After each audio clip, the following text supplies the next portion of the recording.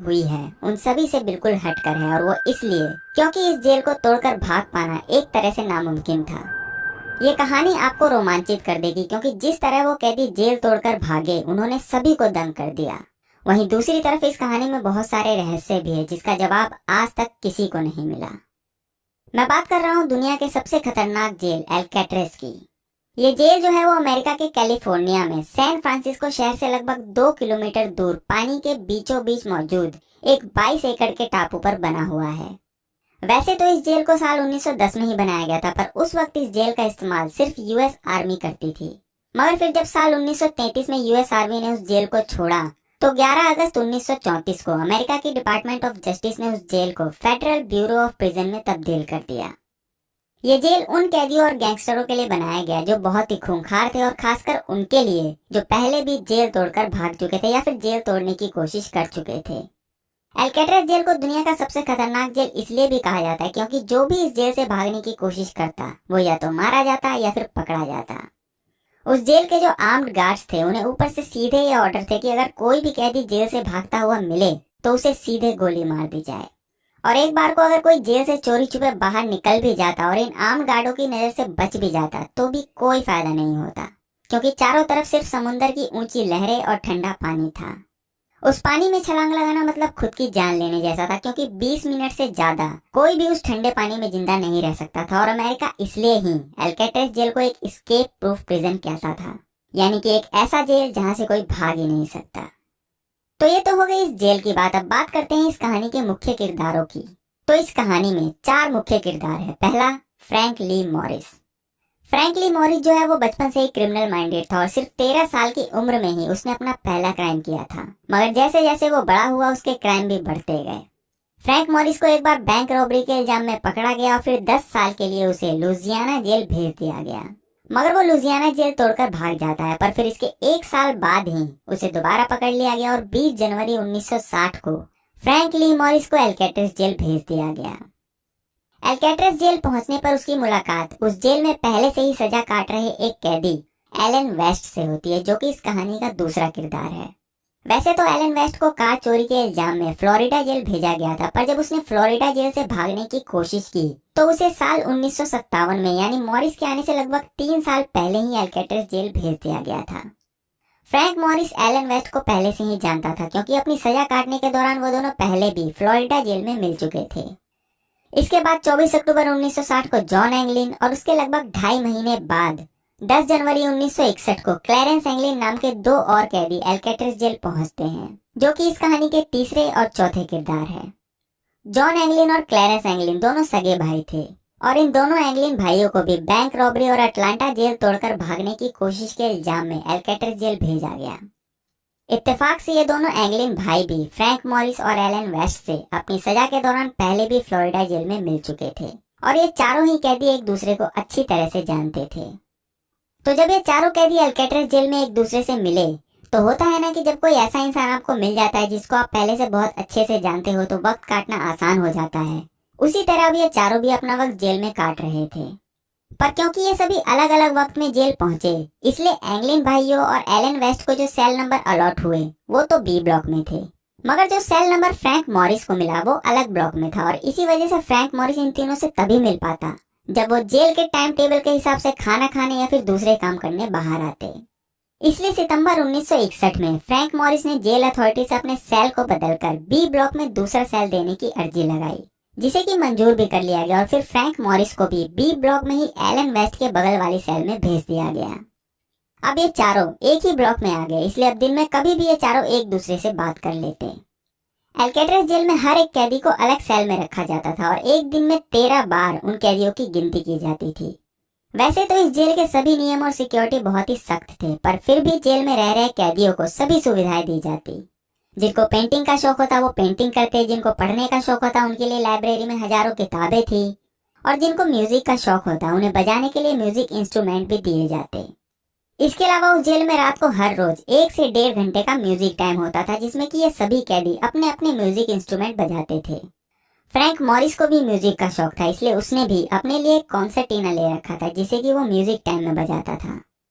Jail में आपको तो पता ही होगा कि कैदियों से अलग अलग काम करवाए जाते हैं ताकि वो बोर ना हो और कुछ पैसे भी कमा सके। तो जो फ्रैंक मॉरिस था उसे लाइब्रेरी में काम मिल गया, क्लैरेंस एंगलिन को कैदियों के बाल काटने का काम दिया गया और जो एलन वेस्ट था उसके ऊपर पूरे बी ब्लॉक की साफ सफाई और सेल की पेंटिंग वगैरह की जिम्मेदारी थी। इसी दौरान एक बार हुआ ये कि जब एलन वेस्ट बी ब्लॉक के सेल के ऊपर साफ सफाई कर रहा था तो उसकी वजह से ऊपर से बहुत सारी धूल मिट्टी नीचे गिरने लगी, जिसकी वजह से वहाँ के जो गार्ड थे उन्होंने उसे नीचे बुलाया और कहा कि सही से काम करो। तो उसने कहा कि अगर ऊपर की साफ सफाई होगी तो धूल मिट्टी तो नीचे आएगी ही, पर अगर वहाँ एक पर्दा लगा दिया जाए तो धूल नीचे नहीं गिरेगी।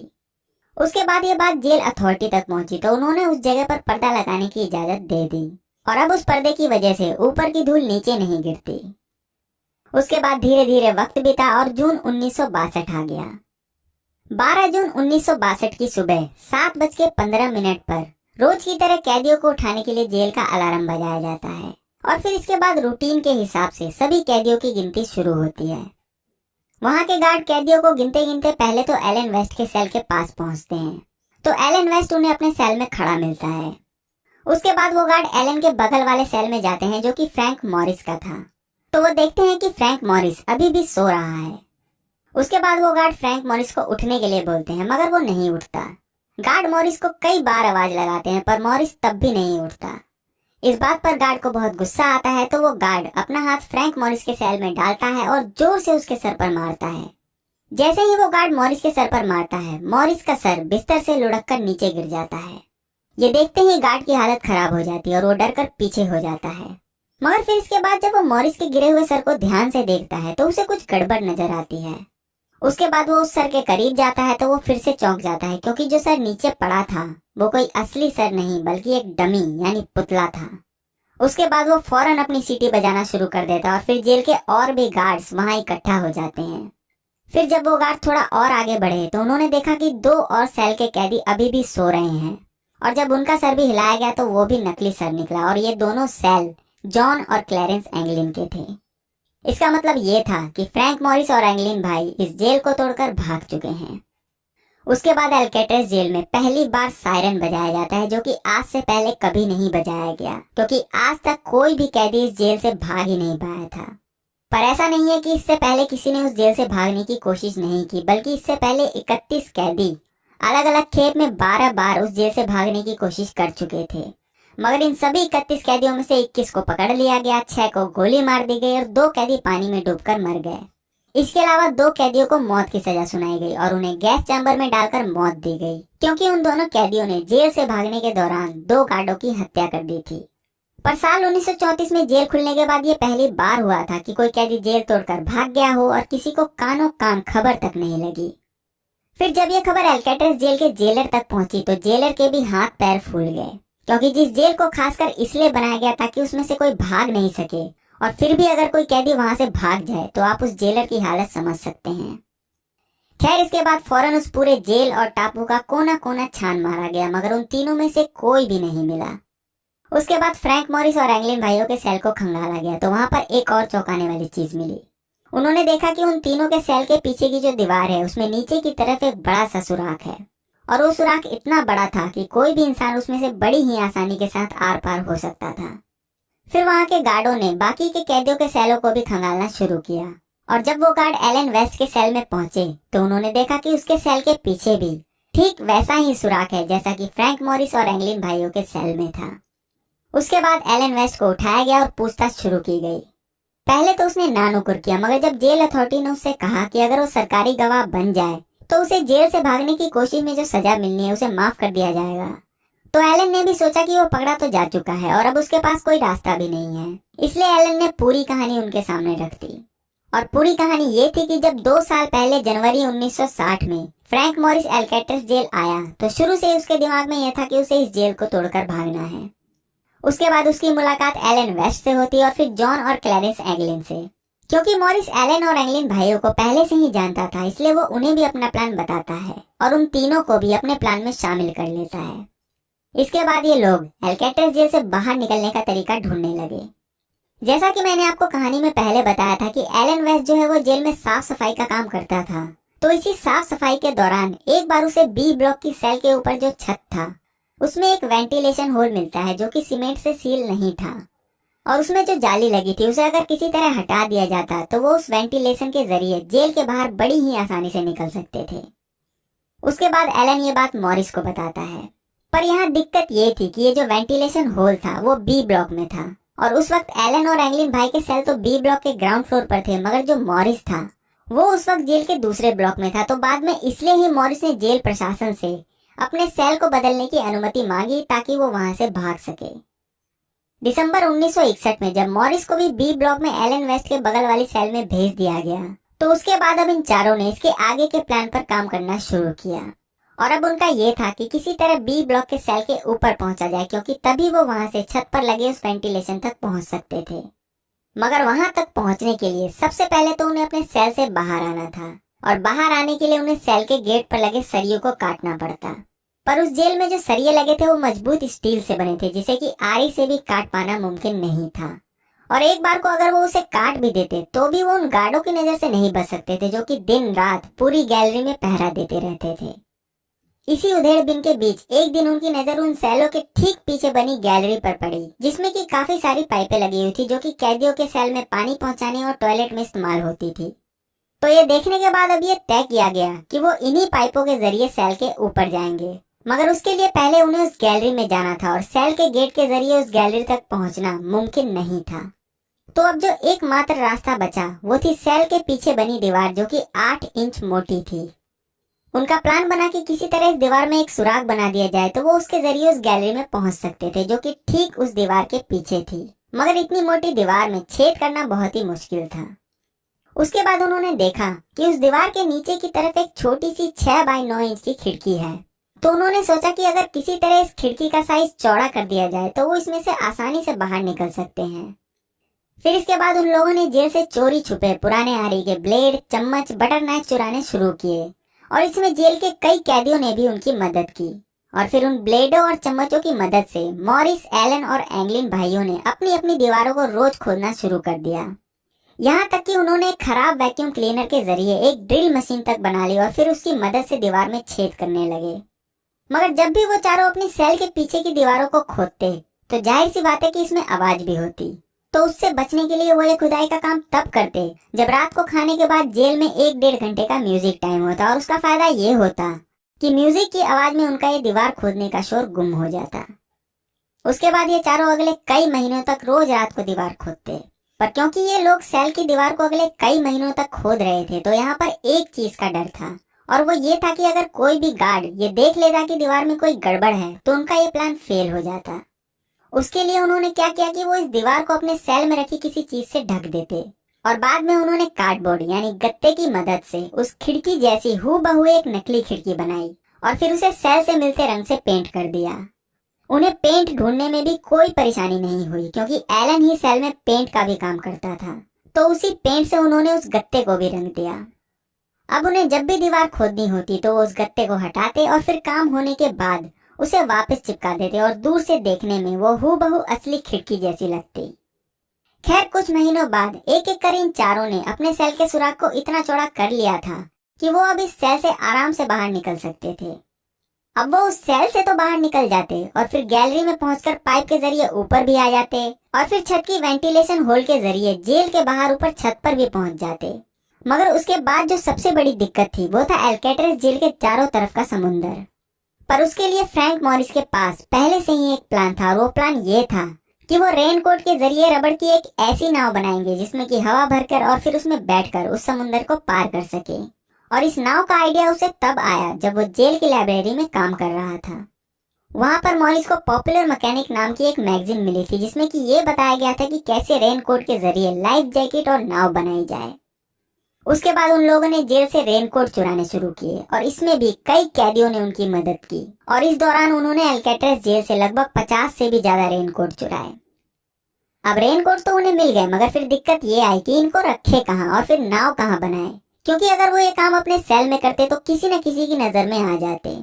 उसके बाद ये डिसाइड हुआ कि वो ये काम सेल के ऊपर जो खाली जगह है वहां पर करेंगे, मगर सेल के ऊपर भी उसके ठीक सामने एक गार्ड 24 घंटे पहरा देता था, और अगर वो ये काम वहां करते तो भी पकड़े जाते।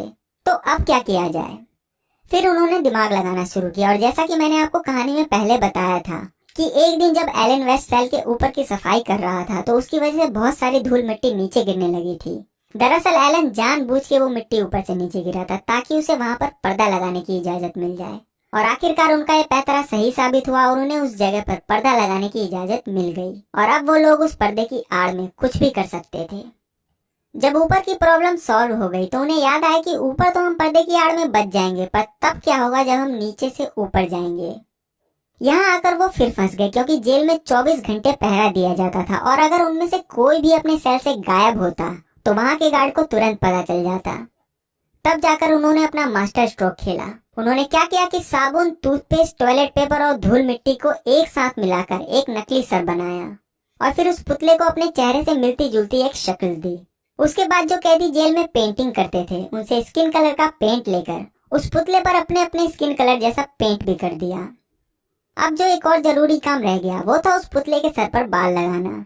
तो उसके लिए भी उन्हें ज्यादा मशक्कत नहीं करनी पड़ी क्योंकि जो क्लैरेंस एंगलिन था वो कैदियों के बाल काटता था, इसलिए वो वहां से असली बाल चुरा कर लाता और फिर वो सभी उस बाल को पुतले के सर पर चिपका देते। अब हर रोज रात को जैसे ही जेल की बत्ती बुझाई जाती तो फ्रैंक मॉरिस, एंगलिन भाई और एलन वेस्ट अपने अपने सर का पुतला बिस्तर पर रखते और नीचे से चादर और तौलिए के जरिए एक बॉडी शेप बनाकर ऊपर से उसे कंबल से ढक देते। बस उस पुतले के ऊपर का थोड़ा सा भाग नहीं ढकते ताकि वहां के गार्ड को कोई शक न हो। फिर ये दीवार में बनी जगह से होकर पीछे गैलरी में जाते और फिर पाइप के जरिए सेल के ऊपर पहुंच जाते और ऊपर पहुंचकर पर्दे की आड़ में अपना काम करते रहते। अगले कई दिनों तक वो ये रोज करते और इस दौरान उन्होंने रेनकोट के जरिए 4 लाइफ जैकेट बनाई और 6 बाय 14 फुट की एक बड़ी सी रबड़ की नाव भी बनाई। नाव बनाने के लिए उन्होंने कई रेनकोट को काटकर सुई से सिला और फिर वहीं पर एक स्टीम पाइप थी तो उस गर्म पाइप के जरिए नाव के जोड़ों को सील भी कर दिया ताकि कहीं से भी हवा उसके अंदर से बाहर ना निकल सके। इसके अलावा उन्होंने जेल से कुछ लकड़ियां चुराकर उनसे 4 पतवारें भी बनाई और रोज वो छत पर लगी वेंटिलेशन में लगे ग्रिल के बोल्ट को भी ढीला करते। दिसंबर 1961 में उन्होंने अपने इस प्लान को अंजाम देना शुरू किया था और जून 1962 आते आते उन्होंने अपना काम पूरा कर लिया था। इन 6 महीनों में उन्होंने दीवार में छेद किया, अपने चेहरे का पुतला बनाया, लाइफ जैकेट बनाई और एक बड़ी सी नाव भी बनाई। उसके बाद जब सब कुछ कंप्लीट हो गया तो जो दिन उन्होंने उस जेल से भागने का चुना वो था 11 जून 1962। सोमवार 11 जून 1962 की रात जब कैदियों की गिनती के बाद लगभग 9:30 बजे जेल की लाइटें बंद हुई तो इन चारों ने सबसे पहले तो अपने पुतले को बिस्तर पर रखा और फिर दीवार में बने रास्ते के जरिए पीछे गैलरी में पहुंचे। मगर जो एलन वेस्ट था उसने अपनी दीवार की खिड़की को जो सीमेंट से सील किया था वो सख्त हो गया था और गलती से उसने उसे सील करने के लिए कुछ ज्यादा ही सीमेंट इस्तेमाल कर लिया था। मगर फिर भी वो किसी तरह उसे हटाने में लगा हुआ था और उस दीवार के पीछे से एंगलिन भाई भी उस खिड़की को हटाने में उसकी मदद कर रहे थे। पर वक्त धीरे धीरे गुजर रहा था, इसलिए वो तीनों एलन से कहते हैं कि इतने हम बाकी की तैयारी करते हैं उतने तुम ये खिड़की हटाकर ऊपर आ जाना। उसके बाद फ्रैंक मॉरिस और एंगलिन भाई पाइप से ऊपर चले गए और फिर छत की वेंटिलेशन की ग्रिल को हटाया और ऊपर छत पर आ गए। उन्होंने छत पर भी काफी देर तक एलन का इंतजार किया, मगर जब काफी देर तक भी वो नहीं आया तो वो तीनों जेल की छत से होते हुए छत के कोने पर पहुंचे और फिर एक 50 फीट की पाइप के जरिए ऊपर से नीचे आए। उसके बाद वो 2 12-12 फुट के ऊंचे लोहे के तारों से बने घेरे को पार कर चोरी छुपे समुद्र तक पहुंच गए। फिर मॉरिस ने अपना कॉन्सर्टीना निकाला और अब उसका असली इस्तेमाल शुरू किया। दरअसल मॉरिस ने वो कॉन्सर्टीना खासकर इसलिए बजाना शुरू किया था ताकि बाद में वो इसके जरिए नाव में हवा भर सके। तो कॉन्सर्टीना के जरिए उस रबड़ की बोट में हवा भरने के बाद उन्होंने नाव को समंदर में उतार दिया और वो तीनों भी एक एक कर उसमें सवार हो गए। इधर एलन भी किसी तरह दीवार की खिड़की हटाने में कामयाब हो जाता है। उसके बाद वो ऊपर आता है तो उसे वहां पर एक लाइफ जैकेट और एक पतवार मिलती है जो कि उन तीनों ने एलन के लिए ही छोड़ा था। फिर वो लाइफ जैकेट और उस पतवार को लेकर ऊपर छत पर पहुंचता है, मगर तब तक बहुत देर हो चुकी थी क्योंकि फ्रैंक मॉरिस, जॉन एंगलिन और उसका छोटा भाई क्लैरेंस एंगलिन नाव में बैठकर समुद्र में गायब हो चुके थे। इसलिए लास्ट में एलन को अपने सेल में वापस आना पड़ता है और फिर उसके बाद अगली सुबह जो कुछ भी हुआ वो आप सभी को मालूम ही है। एलन से पूरी कहानी सुनने के बाद पूरी जेल अथॉरिटी दंग रह गई कि कैसे ये चारों उनकी नाक के नीचे अपने प्लान को अंजाम देते रहे और उन्हें भनक तक नहीं लगी।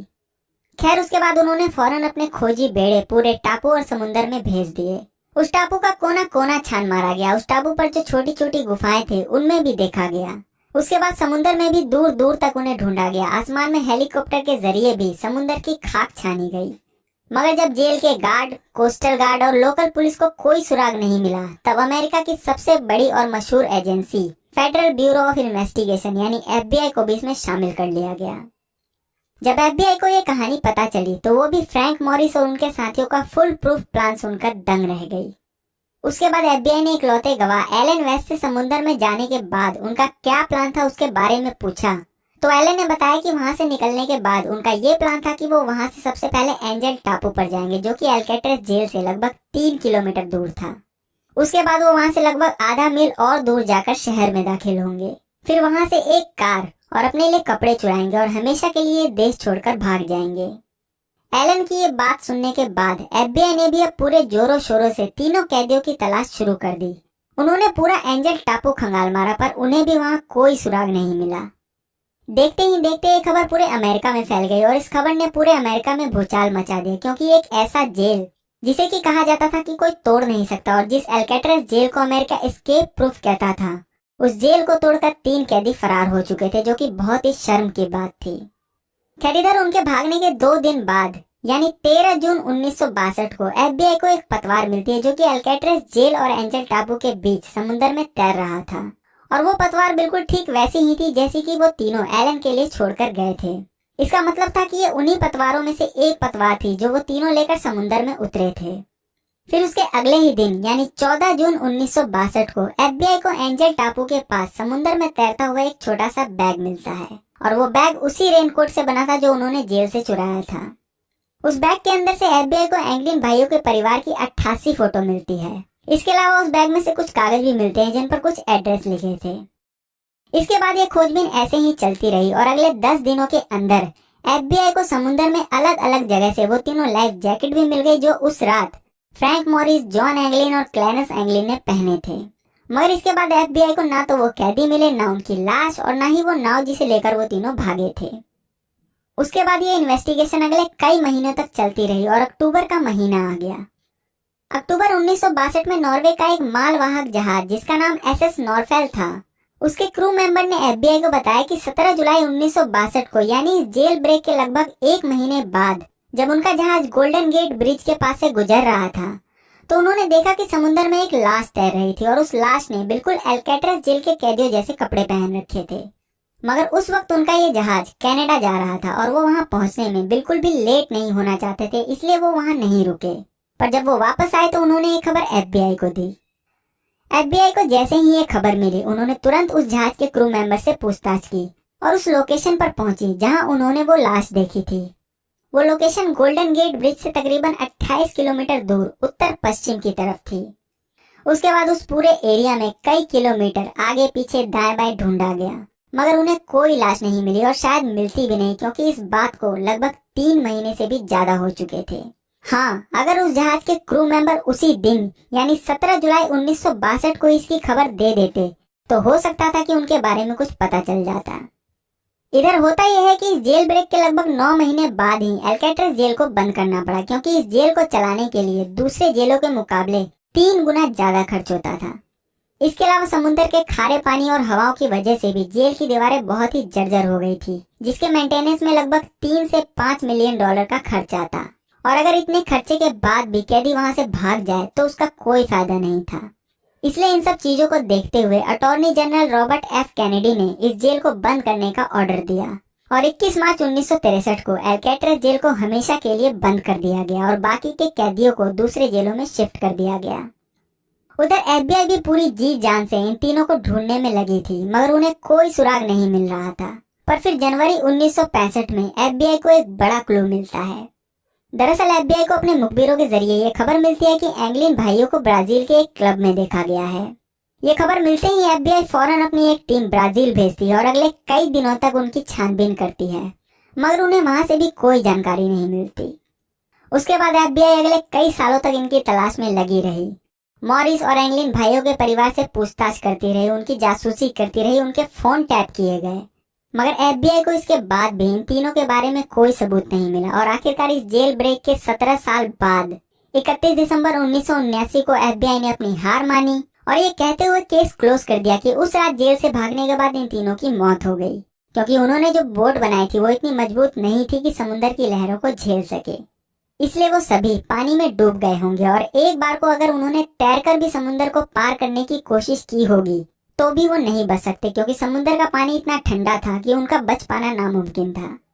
इसके अलावा एलन वेस्ट ने बताया था कि वहां से निकलने के बाद वो एक कार और कपड़े चुराएंगे, मगर उस रात कहीं भी कोई कार चोरी नहीं हुई। इसलिए एफबीआई ने यूएस मार्शल सर्विस को ये केस सौंपते हुए अपने रिकॉर्ड से ऑफिशियली इस केस को हमेशा के लिए बंद कर दिया।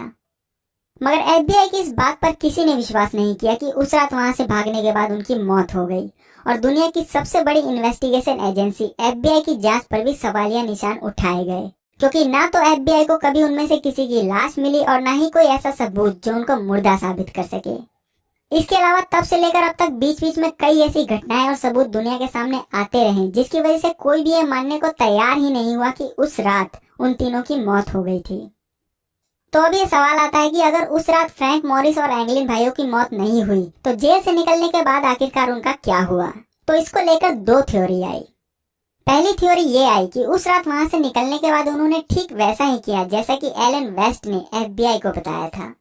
वो वहां से निकलकर पहले तो एंजल टापू पर गए, फिर वहां से शहर में दाखिल हुए और वहां से कपड़े और एक कार चुराने के बाद हमेशा के लिए गायब हो गए। एफबीआई ने अपनी रिपोर्ट में कहा था कि उस रात वहां से कोई कार नहीं चुराई गई, मगर 2011 में नेशनल ज्योग्राफिक चैनल पर आई एक डॉक्यूमेंट्री वैनिस्ड फ्रॉम एल्केट्रस में खुलासा किया गया कि जिस रात ये तीनों वहां से भागे उसके अगले ही दिन यानी 12 जून 1962 को मरीन काउंटी से 1955 मॉडल की एक नीले कलर की शेवरले कार चोरी होने की रिपोर्ट लिखाई गई थी। इसके अलावा जैसा कि एफबीआई ने कहा था कि इस समुद्र को अगर कोई तैरकर पार करेगा तो उसकी मौत तय है, क्योंकि पानी का तापमान गर्मी में भी 12 डिग्री से ऊपर नहीं जाता। तो एफबीआई के इस भ्रम को भी उसी साल तोड़ दिया गया जिस साल एल्केट्रस जेल ब्रेक हुआ, और वो ऐसे कि जब 1962 में मॉरिस और एंगलिन भाई वहां से भागे तो उसके 6 महीने बाद ही जॉन पॉल स्कॉट नाम का एक और कैदी उस जेल से भाग गया, और उसने सिर्फ तैरकर ही पूरा समुद्र पार कर लिया था और गोल्डन गेट ब्रिज तक पहुंच गया था। हालांकि बाद में उसे पकड़ लिया गया और ठंडे पानी की वजह से उसे हाइपोथर्मिया भी हो गया था, मगर बाद में उसकी जान बच गई। पर इससे ये साबित हो रहा था कि एल्केट्रस जेल के चारों तरफ जो समुंदर है उसे तैरकर भी पार किया जा सकता है। जॉन पॉल स्कॉट जिसके पास कुछ भी नहीं था, जब उसने समुंदर पार कर लिया तो मॉरिस और एंगलिन भाई तो पूरी तैयारी के साथ निकले थे, और बाद में ये भी पता चला कि जॉन एंगलिन और उसका भाई क्लैरेंस एंगलिन ये दोनों बचपन से ही एक माहिर तैराक थे। इसके बाद आते हैं अब दूसरी थ्योरी पर। दूसरी थ्योरी जो आई वो ये थी कि वहां से निकलने के बाद वो समुद्र में मुश्किल से 180 मीटर तक ही अपनी बनाई उस नाव पर गए, और 180 मीटर बाद उन्हें एक बोट मिली जो कि पहले से ही वहां उनका इंतजार कर रही थी। उसके बाद फ्रैंक मॉरिस और एंगलिन भाई उस बोट में बैठे और फिर वहां से हमेशा के लिए अमेरिका छोड़कर चले गए। अब आपके मन में सवाल आ रहा होगा कि वो बोट 180 मीटर दूर क्यों खड़ी थी।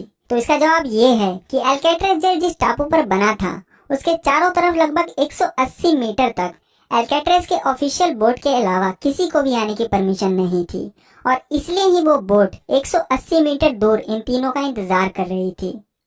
उस बोट का इंतजाम भी उस जेल में रह रहे कैदियों में से एक ने कराया था, क्योंकि उस जेल में बड़े बड़े क्रिमिनल और गैंगस्टर थे जिनकी पहुंच बहुत ऊपर तक थी। इस दूसरी थ्योरी में काफी दम था, क्योंकि जिस तरह वो तीनों 11 जून 1962 की रात वहां से भागे, यहाँ तक कि उन्होंने एलन वेस्ट का इंतजार भी नहीं किया और उसे वहीं छोड़कर निकल गए, वो ये साफ इशारा कर रहा था कि उन्हें उसी रात तय वक्त पर निकलना था, क्योंकि समुद्र के अंदर एक बोट उनका पहले से ही इंतजार कर रहा था। और अगर ऐसा ना होता तो शायद उस दिन एलन के बिना वो तीनों वहां से नहीं जाते या फिर किसी और दिन चले जाते। इसके अलावा रॉबर्ट चेची नाम का एक पुलिस ऑफिसर जो कि सैन फ्रांसिस्को डिपार्टमेंट में था, उसने बताया कि 11 और 12 जून 1962 की आधी रात करीब 1 बजे जब वो सैन फ्रांसिस्को शहर में समुद्र के पास ड्यूटी पर था तो उसने देखा कि एक बोट एल्केट्रस जेल से कुछ दूरी पर खड़ी है। थोड़ी देर बाद वो बोट चालू हुई और गोल्डन गेट ब्रिज के नीचे से होती हुई समुद्र में गायब हो गई। इन दोनों थ्योरी के अलावा भी तब से लेकर अब तक बहुत सी ऐसी चीजें हुई जो ये संकेत दे रही थी कि उस रात वो तीनों जिंदा बच गए।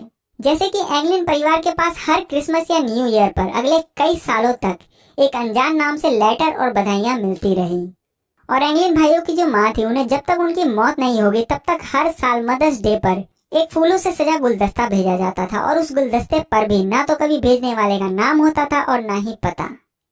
इसके अलावा एंगलिन भाइयों की माँ की जब साल 1973 में मौत हुई, उसके बाद जब उनका फ्यूनरल किया गया तो उस फ्यूनरल के दौरान वहां पर 2 लंबी चौड़ी औरतों को देखा गया था जिन्होंने की बहुत सारा मेकअप कर रखा था।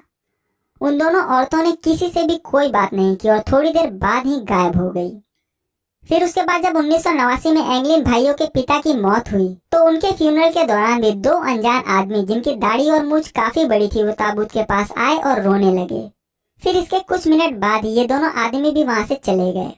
जॉन और क्लैरेंस एंगलिन के एक भाई जिनका नाम रॉबर्ट एंगलिन था, उनके हिसाब से वो 2 औरतें जो उनकी माँ के फ्यूनरल के वक्त आई थी और जो 2 दाढ़ी वाले इंसान उनके पिता के फ्यूनरल के वक्त आए थे वो जॉन और क्लैरेंस एंगलिन ही थे और उन्होंने पुलिस से बचने के लिए अलग भेष बनाया था। उस फ्यूनरल के दौरान यूएस मार्शल के कुछ ऑफिसर भी मौजूद थे और उन्हें भी इन दोनों पर कुछ शक हुआ था, मगर इससे पहले कि वो इनसे कोई सवाल करते वो दोनों वहां से फरार हो गए। उसके बाद कई साल और बीत गए और जनवरी 2013 में सैन फ्रांसिस्को पुलिस डिपार्टमेंट को एक खत मिलता है और वो खत जॉन एंगलिन ने लिखा था। उस खत में उसने लिखा कि उस रात अल्कैट्राज़ जेल से भागने के बाद हम सभी बिल्कुल सही सलामत थे। अभी फिलहाल उसकी उम्र 83 साल हो चुकी है और उसे कैंसर हो गया है। उसके बाद जॉन ने लिखा कि अक्टूबर 2008 में फ्रैंक मॉरिस की मौत हो गई और उसका छोटा भाई क्लैरेंस एंगलिन भी 2011 में मर गया। फिर उसने कहा कि अगर पुलिस मेरे इस कैंसर का इलाज कराए और मुझे इस जेल ब्रेक के लिए 1 साल से ज्यादा की सजा ना दी जाए तो मैं सरेंडर करने को तैयार हूँ। पुलिस को जब ये लेटर मिला तो उन्होंने सबसे पहले तो उस लेटर के फिंगरप्रिंट, डीएनए और हैंडराइटिंग की जांच कराई, मगर उस रिपोर्ट में कुछ भी साफ साफ पता नहीं चला और एक्सपर्ट ने बताया कि ये खत सही भी हो सकता है और नहीं भी, पर किसी भी जांच एजेंसी ने इसके बाद इस पर कोई एक्शन नहीं लिया। फिर इसके 2 साल बाद 2015 में हिस्ट्री चैनल पर एक डॉक्यूमेंट्री आई और उस डॉक्यूमेंट्री में फ्रेड ब्रिजी नाम का एक शख्स जो एंगलिन भाइयों का एक बहुत अच्छा दोस्त था, उसने बताया कि वो साल 1975 में ब्राजील के रियो डे जनेरियो में इन दोनों एंगलिन भाइयों से मिला था और सबूत के तौर पर उसने दोनों को एक फोटो भी दिखाई जो कि उसी वक्त उसने ली थी। उस फोटो में दोनों एंगलिन भाई एक साथ एक खेत में खड़े दिखाई दे रहे थे। बाद में जब उस फोटो की फोरेंसिक जांच कराई गई तो उसमें भी ये पाया गया कि बहुत हद तक ये फोटो दोनों एंगलिन भाइयों की ही है, मगर क्योंकि इस फोटो में दोनों ने चश्मे लगा रखे थे इसलिए कहना मुश्किल था कि ये फोटो 100% एंगलिन भाइयों की ही है। तो कुल मिलाकर आज 2022 में अल्कैट्राज़ जेल ब्रेक को हुए लगभग 60 साल हो गए हैं, मगर ये केस आज भी एक पहेली है। FBI के हिसाब से उनकी मौत उसी रात हो गई, मगर बाकी की थ्योरी और बीच बीच में आए सबूतों और उस लेटर के हिसाब से देखा जाए तो वो तीनों साल 2008 तक जिंदा थे। FBI ने तो ये केस बंद कर दिया, पर यूएस मार्शल डिपार्टमेंट में ये केस आज भी ओपन है। आज अगर उनमें से कोई भी जिंदा होगा तो उसकी उम्र 90 के पार होगी, इसलिए यूएस मार्शल्स डिपार्टमेंट उन तीनों की उम्र के हिसाब से फोटो को प्रोसेस कर आज भी उनकी तलाश कर रही है। ये तलाश तब तक चलती रहेगी जब तक कि वो या फिर उनकी लाश नहीं मिल जाती, या फिर तब तक जब तक कि इन सभी की उम्र 100 साल की नहीं हो जाती। इस अल्कैट्राज़ जेल के बंद होने के बाद साल 1973 में इसे पब्लिक के लिए खोल दिया गया और आज भी रोज 2,500-3 हजार लोग पूरी दुनिया से इस जेल को देखने पहुंचते हैं। अल्कैट्राज़ जेल ब्रेक के बाद इसके ऊपर कई किताबें लिखी गई, कई डॉक्यूमेंट्री बनाई गई और कई फिल्में भी बनी, मगर आज भी कोई ये पुख्ता तरीके से नहीं कह सकता कि उस रात जेल से भागने के बाद फ्रैंक ली मॉरिस, जॉन एंगलिन और क्लैरेंस एंगलिन के साथ क्या हुआ था। आज की कहानी थोड़ी लंबी हो गई, मगर मुझे उम्मीद है कि इस कहानी ने आपको जरूर रोमांचित किया होगा। ये कहानी सुनने के बाद आप लोगों के दिमाग भी चलने लगे होंगे और आपके मन में भी कई थ्योरी बन रही होगी। तो आपके हिसाब से उस रात वहां से भागने के बाद उन तीनों का क्या हुआ होगा? अपनी राय कमेंट बॉक्स में जरूर लिखें। तो आज की कहानी में बस इतना ही। मुझे उम्मीद है कि आप लोगों को मेरी जानकारी जरूर पसंद आई होगी। आप चाहें तो मुझे इंस्टाग्राम पर भी फॉलो कर सकते हैं और आप अपनी बात इस मेल आईडी पर मुझे मेल भी कर सकते हैं। मैं आपसे मिलूंगा अगली कहानी में, तब तक के लिए अपना ख्याल रखिए। Thank you very much.